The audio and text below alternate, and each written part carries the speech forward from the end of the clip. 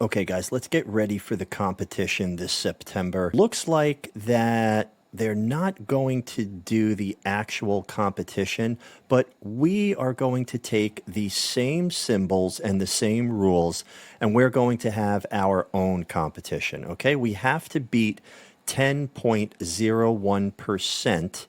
Okay, let's go over there right now, and let me show you what I'm talking about here. Community. Go to the leap right there. Okay, so it doesn't look like they're doing it in September, and they're not really telling us when they're going to have it. But check it out right here. Here's the top 10 winners and the one to beat right here. Okay, 10.01%. I'm trying to get in touch with the winner here, Mr. Vikram94 on X, and sent him a message, and I'm going to try to interview him. That would be really exciting. And it looks like he's advertising as a business, but there are no links here. It doesn't have a lot of followers, so this might be a separate type of thing. But I am following him, and we'll see if we can get an interview with him. That'd be pretty exciting. So we're just going to have our own competition this September. So TrendCloud members, I hope everybody jumps in there. Go over to your paper trading account right here and restart everything for September. 250,000 is what the competition wants you to have in your account balance. And then we will use the rules that I gave you, and that is in the TrendCloud membership area. Okay, so just click onto that Google document and make a copy of it. Okay, so let's just go over the Japanese yen right here. I do have the scanning system in place along with the watch list. Okay, so just make a green list, put everything in there that we're trading, and then put everything inside of your TrendCloud supply and demand zone scanner. Okay, right here we've got the Japanese yen right here. Here's the symbol, and it's in the supply zone area, and with good reason, right? But let's just go over this and let me show you what the context of this is and what we need to be doing, okay? So when you have TrendCloud on your chart, you can easily see the context of the trade. This is the highest time frame that we're looking at. We have to assume that price is going to pull into the TrendCloud area without crossing that line in the sand, right? And we're going to also be looking at the momentum down here on our momentum filter. So we have to assume every single time price impulses up, makes a correction into TrendCloud. Impulses up, correction into TrendCloud. Sideways, it does break here, so it does impulse up. Now we're starting to become extended, and it sort of goes sideways, but it keeps pulling back into TrendCloud and making a move up nonetheless. Right here, we get a double top and goes sideways, a little bit more, keeps pulling back into TrendCloud and making impulses up 13 waves, and then finally we have that breakdown. Okay, so TrendCloud is your guide where the correction ends and the impulse begins, okay? And that's right here on your cycle indicator. Say, pull back into TrendCloud, right? This is the correction into the TrendCloud. Here's the impulse right here on your cycle indicator, represented by price right here. Okay, so correction into TrendCloud, impulse up. Correction into TrendCloud, impulse up. Back and forth, 13 waves up, and then finally right here we get the crossover.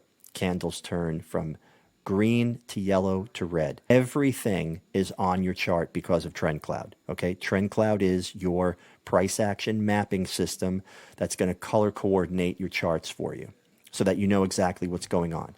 So what's going on right now with the Japanese yen? Well, we've just broken below. We're at the very beginning of this trend, right? Here's the first wave, right? Number one wave has been put in. So what are we expecting? Well, we're expecting a pullback into TrendCloud, just like it did here, right? Just like it always does, right? Okay, impulse down, pulls back into TrendCloud, impulse down, pulls back into TrendCloud, pulls up, and then down again, right? So we're waiting, right? It hasn't actually pulled into that TrendCloud area yet. So what are we waiting for? Let's start looking, right? So now we know the context. Okay, we're getting ready for a pullback somewhere in here, from here to here. Okay, that's what we're waiting for. Now, on your 1 hour chart, our trending time frame, we've gone extended, right? We've gone extended, and look what we've got. We've got this triangle going on, right? And then we'll put a line across here. Okay, so we've just broken through that trend line support, and you can see that represented on the 15-minute right here. So what do we have? We have a downtrend. We're waiting for some sort of impulse to the downside, right? This so far is the corrective move. Didn't quite pull back into here, just sort of nicked it right there on that proximal line. And now we're making a move down. On the lowest time frame here, we have just started to break through some structure, right? Right here. See how I'm systematically doing this? Here and where else? Okay, we've got something here as well. That's what we're heading towards, right? Heading towards that. So we've broken through some structure already on the lowest time frame. And what are we waiting for? We really want to see CCI break below negative 100. Okay, once CCI breaks below negative 100, let's blow up the 15-minute chart here. We want to see something that looks like this. Okay, here's current price right now, right here. We pull down, right? And maybe it just peaks below here, or maybe it's here. As long as CCI is below negative 100, then we can take the pullback wherever that might be, right? So let's say we pull back into here, right? If we drop down to the 5-minute chart, let's see what we've got. Okay, so we've got this drop-based drop right here. Okay, let's just, here's top of the trend cloud. So what if it pulls back and does something like this, right? Okay, that's what we want to see. We will be able to take this trade to the downside right in here. Okay, once we pull back into this area, we'll be able to take this trade. And we're confident with that because we know CCI will be below negative 100. Okay, we're cycling down on the highest time frame, and we know for a fact that we want to continue this downward trend because trend cloud is red, right? We also want to see our momentum filter also turned red, right? So we're almost there, right? We're just starting to get that impulse to the downside here. The stochastic is turned red, which means the momentum should follow. So a little bit more of a follow through here, break a little bit more structure here, and we'll be in the perfect storm for a short. And that is the beauty of Trend Cloud. It's giving you a play-by-play across multiple time frames so that you can apply whatever strategy you like the most. Okay, Trend Cloud helps you understand the context of your trade, and it maps out the price action for you. And if you follow the directions and the trade plan, you'll be able to apply your strategy much more easily and a lot more confidently, okay? I know that I am super confident when I see price on that highest time frame pull back into that trend cloud area, because I know somewhere in this area we're going to see a supply zone on the lower time frame. Perhaps we see it also on the 1 hour chart. But as long as that pullback takes place inside of the high time frame trend cloud, that's the area of concern on the lower time frames that we're looking to enter the trade. And that's really what I want to drive home here. We have a very clear objective here, right? Downtrend, high time frame.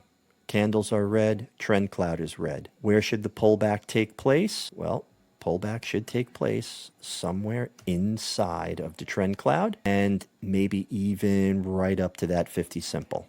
That's the full distance of the area in which price should turn around from. Anywhere in here, that's what we're looking for. Pull back into the trend cloud, impulse down, right? And then pull back and another impulse down. And it's just going to follow. It's just going to follow the trend cloud, right? This is just going to continue to go down, right? We're just going to follow the trend cloud. Correction into trend cloud, impulse down. correction into trend cloud, impulse down. Okay, that is the general direction that we want to make our decisions in. Now, what do we need to take this trade? We can't just look at the high time frame and say, oh, it's pulling back into trend cloud, take the trade. There's more to it than that, right? We want to look to make sure that our momentum filter, okay, is going to be red, right? Make that red. Okay, we want that to be red, and there you go.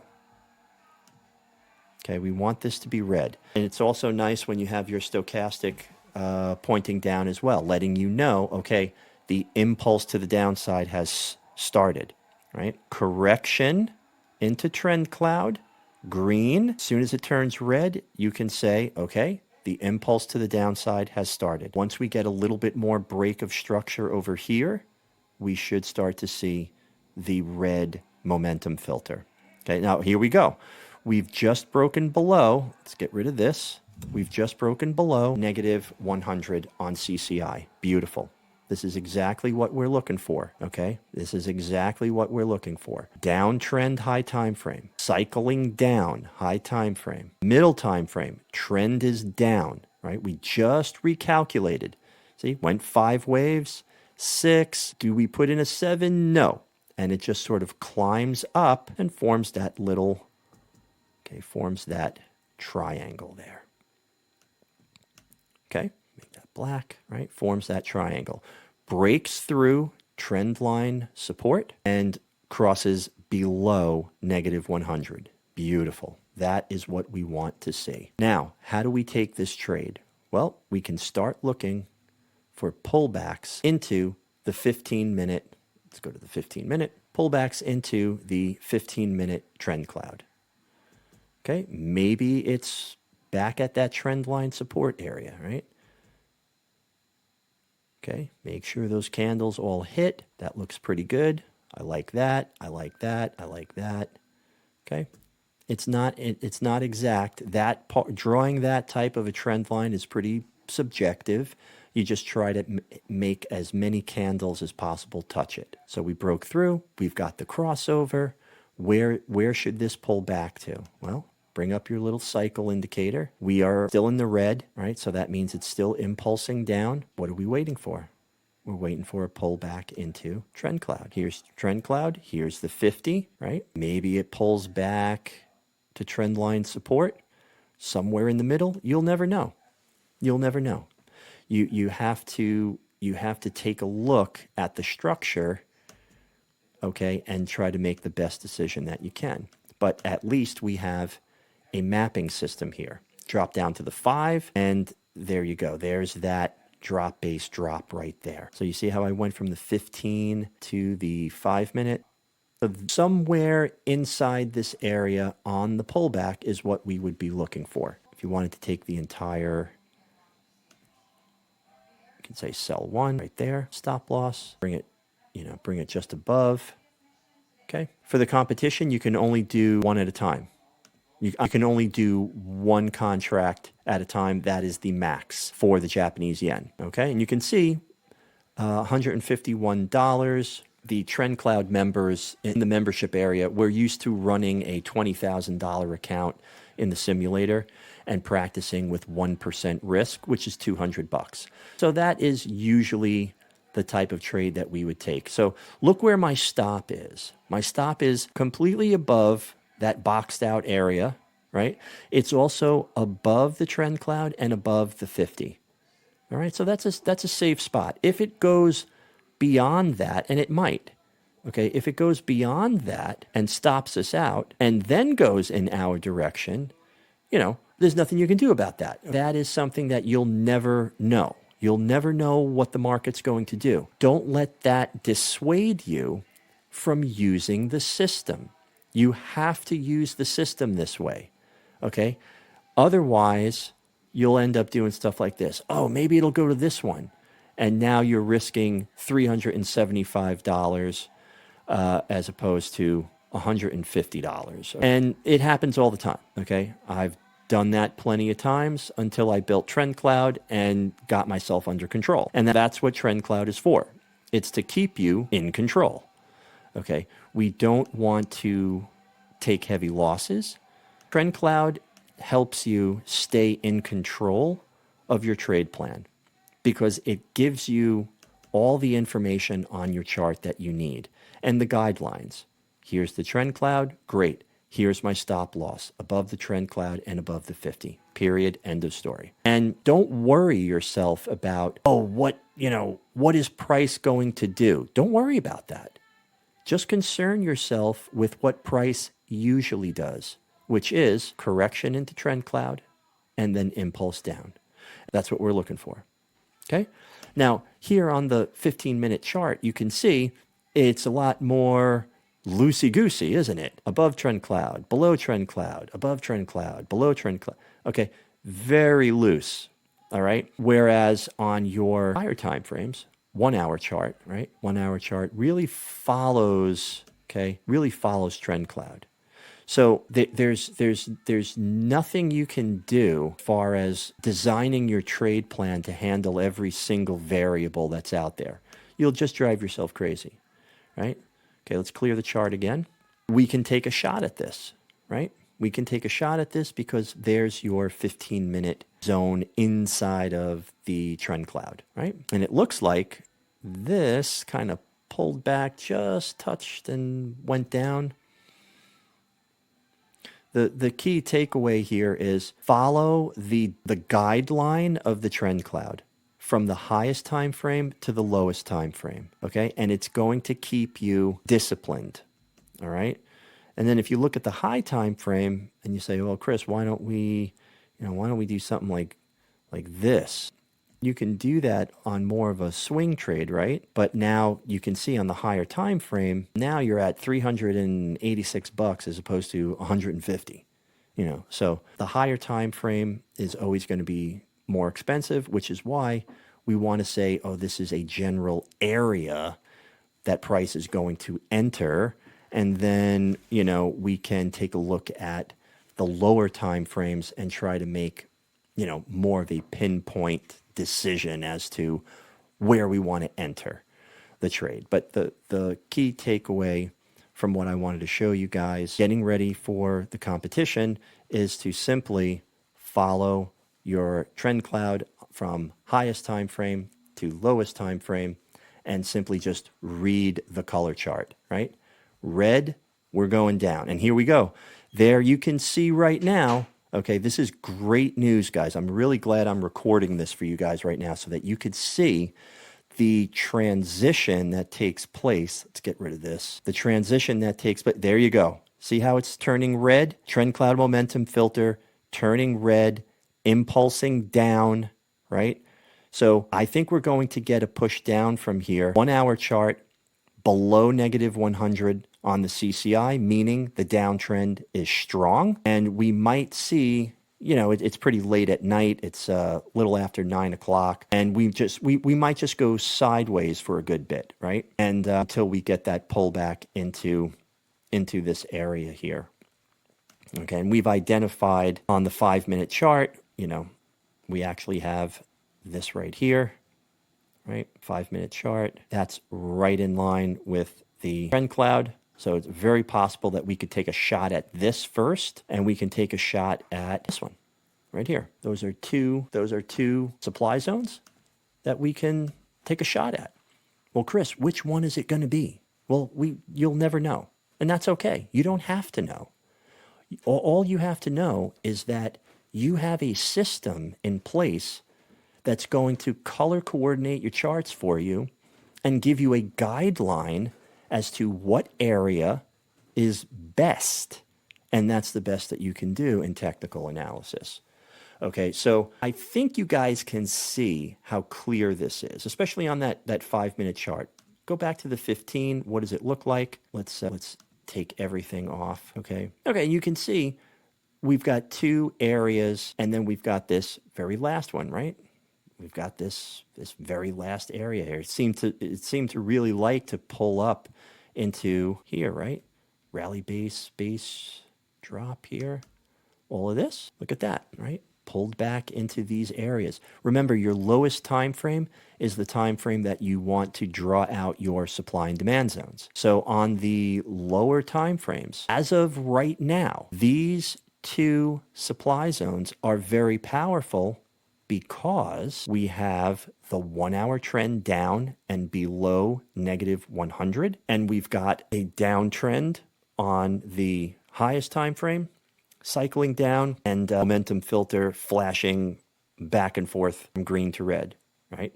In a perfect world, we want that sucker to be red when we pull back into either one of these, okay? But as of right now, this is the story. Right now, this is the story, okay? Put trend cloud back up here, and you can see, open this up, okay? There's your 15-minute. Here's your 5-minute, okay? Very possible. Pulls back, okay?